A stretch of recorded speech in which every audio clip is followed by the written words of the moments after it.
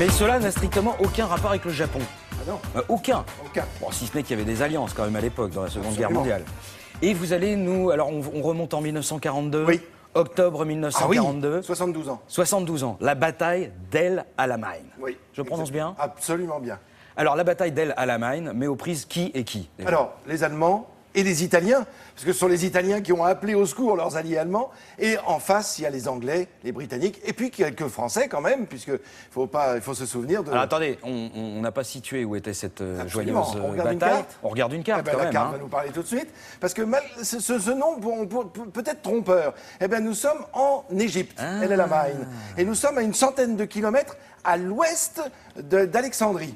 Alors, c'est le point de butoir, parce que la Libye est sur la gauche de votre écran, hein, Ouais. est, sur le côté ouest de l'Égypte. Et ils viennent de Libye, les Allemands, et ils viennent buter Rommel, qui est le général qui va être nommé renard. maréchal, le renard du désert, et qui va buter sur El Alamein parce qu'il y a en face les Anglais. C'est là que va avoir lieu le choc terrible entre la 8e armée britannique, et dirigée par Montgomery.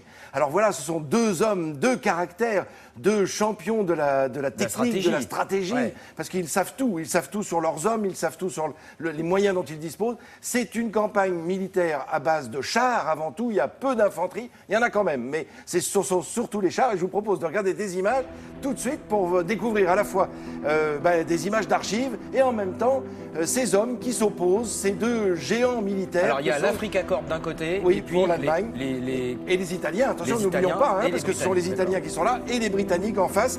Alors, en nombre d'hommes, on a 195 000 Britanniques, quand même, 195 000 Britanniques, dirigés par cet homme, Montgomery.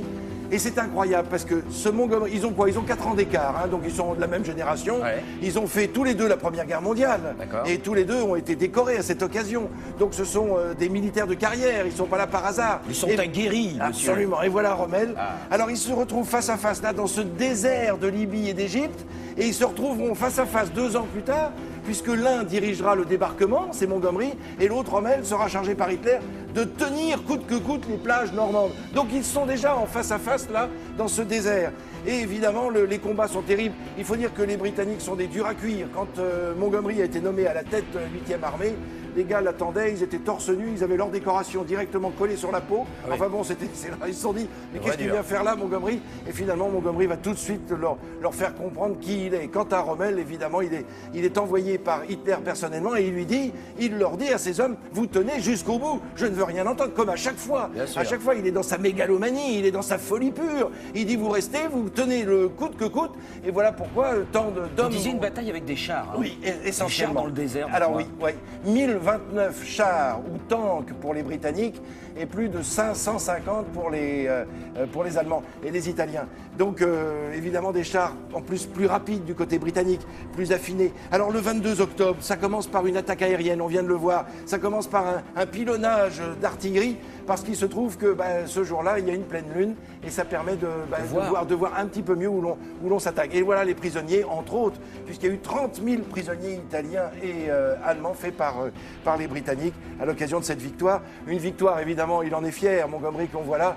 Et cette victoire sera sonnée, le tocsin sonnera à Londres, alors que Londres est à moitié détruite, alors que Londres tient debout, on se demande comment. Et ces clochers vacillants, qui ont encore une cloche, vont sonner le tocsin pour annoncer aux Britanniques, aux Anglais, qu'une victoire, enfin, est là. Et seulement voilà, pendant le même temps, les Anglais et les Américains débarquent en Algérie, au mois de novembre 1942 en Algérie et au Maroc. Juste après. Dans le même temps, au mois de novembre, à Stalingrad, les Allemands sont prisonniers par les Russes. Alors quoi? La guerre est en train de tourner? Peut-être. Mais on est en novembre 42, il reste encore 2 ans à tenir. Merci. Alors dis donc, on y était, hein, c'est passionnant. On aura l'occasion de revoir ça encore si vous restez bien sûr fidèles.